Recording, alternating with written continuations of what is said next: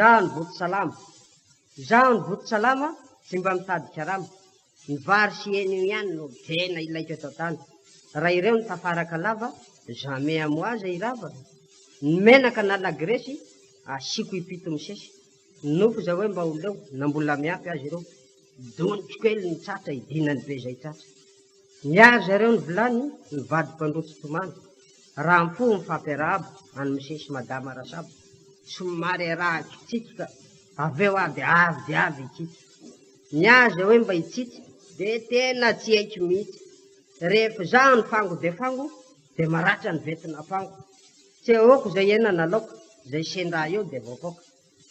Fa ity ny loza koa, nandeha andra iandro zay, fa misy bolo neny mamasina. Tsy nanapona inona afa-tsy nijery sy tazana sy andinitra sy amatatra zany atao hoe fotoboly. Tsy de mba pakeny mihitsy ary tsy mbola teny rafy noho izao antony manokana zao. Omaly sabotsy de nifanena tamiko ilay rapozan-dahalahy reny zao vaviny raha vaviny reny zao dahatro taloha. Ka nilaza tamiko izy fa ijao any amiko io ny rapito marainy alohan'ny odiny. Nanafatafatà mafy de mafy sy mahery de mery izy ary maozatra de maozatra mba hividipika tsaratsara olo. Fa nasaiko ny anjey raha teo noho ny asorako. Zavatra kely foana tsy nampiahatra ny tanako. Fa raha tsy zany dia saiko fafazako ny kodirikila ny mosikilary ny tetezan'olo. Ary kesingonongonona ny sarahana ireo lahy. Fa nalelo de nalelo andrabe pitipititra menakavy aho. Tese hoy aho, hanaiky izaho rery no zaraiko amin'ny elato. Izaho nelavitra, mimenemene foana manalenandro.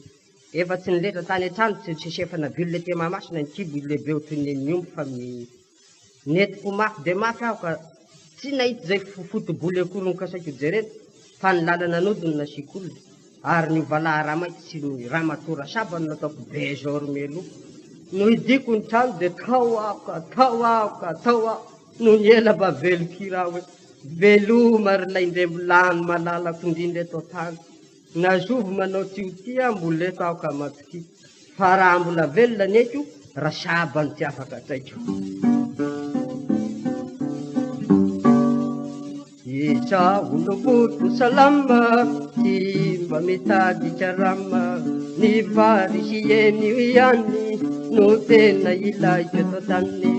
Raha ireo no tafaraka lavo, jamais amoaza